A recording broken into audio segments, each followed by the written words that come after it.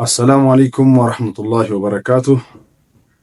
የተከበራችሁ ወንድሞች ሁሉ ሰላም አልሐምዱሊላህ። ቢስሚላሂ ራህማኒ ራሂም አልሐምዱሊላህ ረቢል ዓለሚን አሰላቱ ወሰላሙ ዐላ ረሱሊላህ ሰለላሁ ዐለይሂ ወሰለም። እና አሁን ደግሞ ለመናገር የፈለኩት ነገር ብዙ ጊዜ ነፍሴን ጨምሮ አብዛኞቻችን የአላህን ረሕመት ሰፊ መሆኑን ከማወቅም ጋር እናጠባዋለን። እና የአላህ ረሕመት እጅግ በጣም ሰፊ ነው። ለባሮቹ ሙጥለቅ ነው፣ የማይቆም ነው የአላህ ረሕመቱ ማለት ነው። እና የአላህን ረሕመት በደንብ አድርጎ ያወቀ ሰው፣ እጅግ በጣም የተረዳው ሰው በሰዎችም ላይ ነገሮችን አያከብድም፣ በራሱም ላይ ደግሞ ድንበር አያልፍም ማለት ነው። ምክንያቱም ዲን ራሱ የሚሰራው በይነል ኸውፊ ወረጃ፣ በፍራቻና በተስፋ ነው። የሆነ ሰው ትላልቅ ወንጀል ሲሰራ አላህን ሊፈራ ይገባል። ከዛ በጣም ከፈራ በኋላ ደግሞ እንደሚምረውም ሊያቅ ይገባል ይላሉ መሻይኮቻችን ሐፊዘሁሙላህ፣ አላህ ይጠብቃቸውና ማለት ነው። እና አንዲት ታሪክ ላጫወታችሁ፣ ያኒ ከቁርአን ከአንቢያዎች ቂሳ ነው ማለት ነው። አሁን ነቢ ሙሳ ናቸው አለይሂ ሰላም፣ የአላህ ሰላም በእነሱ ላይ ሆነና ነቢ ሙሳን ከዚህ በፊት ማስተዋወቂያቸዋለሁ ማሻአላህ። እሳቸው በዘመናቸው አንዲት ሴት ትሄድና ዱዓ አድርጉልኝ፣ እርሶ የአላህ ነብይ ኖት፣ አላህ ትልቅ መቃም ደረጃ የሰጠውት፣ አላህን ያናገረው ከሊሙላህ ኖት፣ ትልቅ ቦታ ያላችሁ ናችሁ አላህ ጋር እና ለኔም ዱዓ አድርጉልኝ አላህ ወንጀሌን እንዲምረኝ ትላቸዋለች። ያቺ ሴት ማለት ነው ከግብፅ ሀገር ነው የሄደችው። እና እሳቸው ምን ይላሉ? ያንን የሰራሹን ወንጀል አካፊኝና ዱዓ አደርጋለሁ ይሏታል ማለት ነው። እና ወንጀሉን ልነግራችሁ አልችልም፣ ከባድ ወንጀል ሰርቻለሁ እና ዝም ብላችሁ አላህ በሰጣችሁ ልቅና ይሁንባችሁና ዱዓ አድርጉልኝ ትላቸዋለች። እና ነቢ ሙሳ ወንጀል የሰራሹን ለኔ የማትነግሪኝ ከሆነ ተነስተሽ ሂጂ ይሏታል። እቺ ሴት ምን ትላለች? እንደዛ ከሆነማ እነግራችኋለሁ፣ ወንጀሉን ነግሬያችሁ ብቻ ለአላህዬ ዱዓ አድርጋችሁ ወንጀሌ እንዲማርልኝ ከማድረግ እንዳትዛነፉብኝ ትላቸዋለች። ቀጥ ይሏታል። እሷም መናገሯን ቀጠለች ማለት ነው። እኔም ለእናንተ እነሆ። ያቺ ሴት ምን ትላቸዋለች? ያ ነቢይ አላህ፣ አንቱ የአላህ ነቢይ ወይ፣ እኔ ግብፅ ውስጥ ቀሚሷ ጨዋ ነው ከተባለች ሴት የመጀመሪያዋ ነኝ።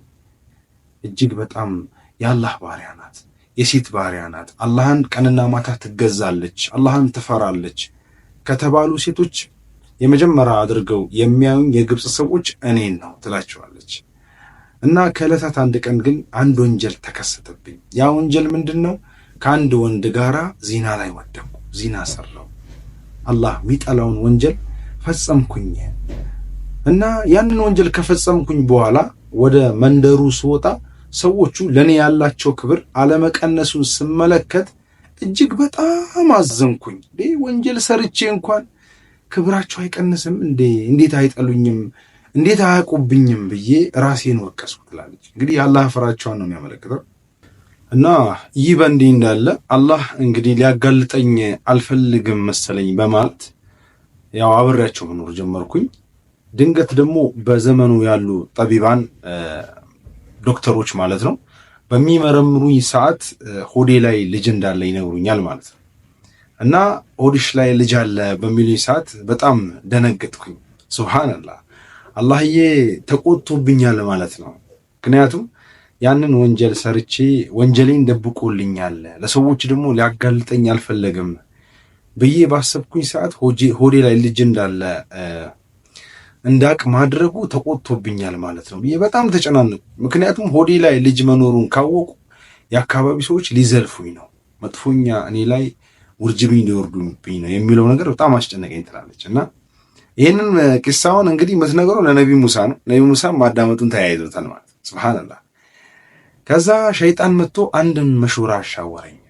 አንቺ ሴት ወይ እዚህ አካባቢ ላይ በጣም አላህን ፈሪ ናት፣ አላህን ትገዛለች፣ ጥሩ ሴት ቀሚሷ ምርጥ ነው ከምትባለው ሴት አንቺ ነሽ። እና ይህንን ካወቁ አንቺ በዚና ልጅ ማርገዝሽን ካወቁ አንቺ ላይ ማንኛውንም ድርጊት ለማድረግ ወደኋላ የማይሉ ህዝቦች ናቸው። ለዛ ሲባል አንድ ዋሻ ሂጂና ይህንን ልጅ ውለጂውና ከዛ በኋላ የተሻለውን ውሳኔ ብትወስኝ ይሻላል። የሸይጣንን ሐሳብ ተስማምቼ አካባቢ ጥዬ ወደ ዋሻው ሄድኩኝ ትላለች። እና ዋሻው ላይ እያለሁኝ ምጥ ያዘኝና ጊዜው ደርሶ ማለት ነው ወለድኩት ያንን ልጅ። እና ልጁ ከተወለደ በኋላ ጭንቀት ያዘኝ እንደገና። መቼም የኛ ነገር አይሞላም አይደለ? ጭንቀት ያዘኝ፣ በጣም ተጨነቅኩኝ። ያስጨነቀኝ ነገር ምንድነው? አሁን የአካባቢው ሰው ህዝቡ እኔን እንዴት ነው የሚቀበለኝ? አባት የሌለው ልጅ በዚና የተወለደ ልጅ ይዤ እጄ ምን አይነት እስትቅባል አቀባበል ሊያደርጉልኝ ነው የሚለው ነገር እጅግ በጣም አስጨነቀኝ። እና ሲያስጨንቀኝ አሁንም በድጋሚ ኢብሊስ መጣ፣ ሸይጣን ማለት ነው።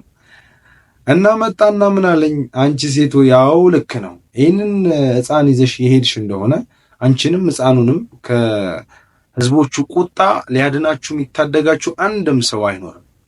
ለዚህ ማድረግ ያለብሽ ነገር ምንድነው? ልጁን ቀጥቅጪውና ገድለሹ ቅበሪው አለኝ። እና ሳስበው የሰዎቹን ቁጣ ሳስበው በልጄም በእኔ ላይ የሚወርድብን ከባድ የሆነ መጥፎ ነገር እንዳለ ወደፊት ሳስበው ማድረግ ያለብኝ ነገር ቢኖር ሸይጣን ያለኝን ሐሳብ ተስማምቼ ልጄን ቀጥቅጬ ገድዬ መቅበሩ ነው የሚለው ነገር ለራሷ ነገር ተስማማች ማለት ነው። ሱብሃንአላህ፣ ተመልከት እንዴት አይነት ጸያፍ ተግባር ነው። እና ልጄን ቀጠቀጥኩኝና ገደልኩት፣ ከዛ በኋላ ቀበርኩት ትላቸዋለች። ሱብሃንአላህ፣ ቀበርኩትና ወደ ህዝቦቼ ተመልሼ ሲሄድ ሰዎቹ ጭራሽ ዘናቸውን አስተካክለው ምን አሉኝ? ተመልከቷት፣ ቺኮ እዚህ አካባቢዋ ላይ የምትሰራው ዒባዳ አልበቃም ሲላት ነው ወደ ዋሻው ሄዳ ዋሻው ላይ ሆና ጌታዋን ተገዝታ ለኛም ለሷም ዱዓ አድርጋ የምትመለሰው እያሉ ሰዎች አድናቆታቸውን ለኔ በሚሰጡኝ ሰዓት በጣም አላህን አፈርኩት። አላህን ፈርቼው ነው እርሱ አላህ ጋር የተላቁ ትልቅ ነብይ ስለሆኑ ወደ እርሱ ስበር የመጣው ትላቸዋለች ለነብዩ ሙሳ አለይሂ ሰላም። ሱብሃንአላህ። ያኔ ፈገዲበ ሙሳ አለይሂ ሰላም ነብይ ሙሳ በጣም ተቆጡ ይላሉ። እጅግ በጣም ተቆጡ። ውጭልኛውን ከኔ ቤት አሏት። ምክንያቱ ምንድነው ይላሉ? ያንን ሕፃን ገላ በመቅበሯ ነው። አዲስ የወለድሽውን ልጅ እናት ሆነሽ አንቺ ትቀብሪያለሽ እንዴ? ውጪ ብለው ነው አሉ የተገላመጧት ማለት። የዛኔ እቺ ሴት በጣም በመደናበር ላይ ሳለች አላሁ ሱብሓነሁ ወተዓላ ጅብሪልን አለይሂ ሰላም ላከ ወደ ነብዩ ሙሳ አለይሂ ሰላም። እና ዑለሞች ምን ይላሉ? ጅብሪል አለይሂ ሰላም ወደ ነብዩ ሙሳ የመጣው አሉ ወቀሳን ይዞን ነው ይላሉ። ሱብሃንአላህ፣ ተመልከቱ ወንድሞቼ፣ ወቀሳን ነው ይዞ የመጣው። ለምንድን ነው ነብዩ ሙሳን አላህ የወቀሳቸው? ለዚች ይሄን ሁሉ ወንጀል ለሰራች ባሪያው ሲል የተከበሩትን ከሊሙላህ የሆኑት አላህ ወጡሩ ሲኒና ነብዩ ሙሳን ባናገርኩበት በጥሩ ሲና ምድር እምላለሁ ብሎ የነብዩ ሙሳን ክብር የገለጸላቸው ነብዩ ሙሳን ለዚች ወንጀለኛ ሴት ሲል ሱብሃንአላህ ወቀሳቸው። ምን ብሎ ጅብሪል መጣ? ያ ሙሳ፣ አንተ ሙሳ ሆይ አላህ ይልሃል አንተ ይህች ሴት እኮ አንተ ጋር የመጣቸው ያንተ ጌታ መሐሪ መሆኑን አውቃ ነው። ጌታ እንዲምራት ነው አንተን እየጠየቀች ያለችው አላህ ለአንተ ከሰጠ ቦታ አንጻር እንጂ እኮ አንተን ማረኝ እያለችህ አይደለም። ይሄ ሁሉ ኑዛዜ፣ ይሄ ሁሉ ተውባ መመለስ የመመለስ ንግግር ለኔ ብላ ቢሆን ኖሮ ይላል አላህ። ለኔ ብላ ቢሆን ኖሮ በፊትም ምሪያት ነበረ። እኔ ምነው አንተ አጭረፈረፍካትሳ?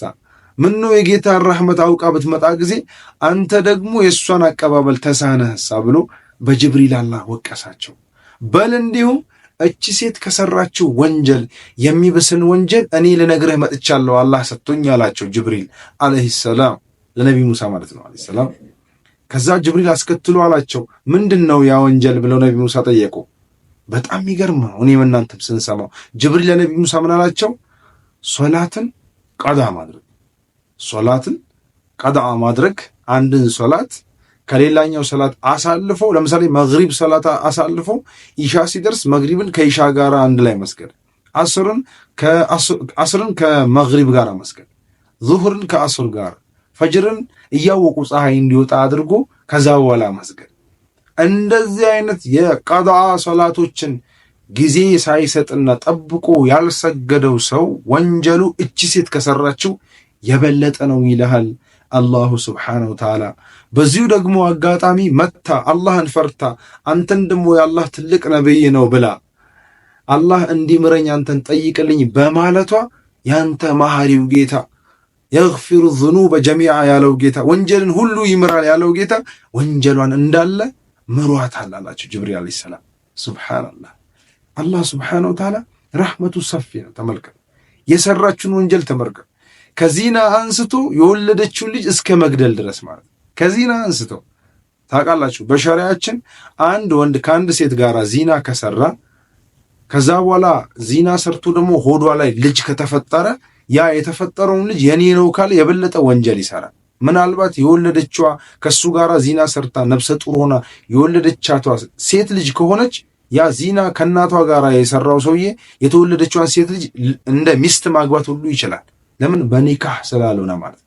ይሄን አላህ ፋሒሽ ያለው ቀፋፊ አስቀያሚ ያለውን ወንጀል ሰርታ በዛ ላይ የተወለደውን ልጅ ደግሞ ቀብራ እንኳን አላህ ሱብሓነሁ ወተዓላ ትልቅ ነብይ ወቀሰላት። ለምን?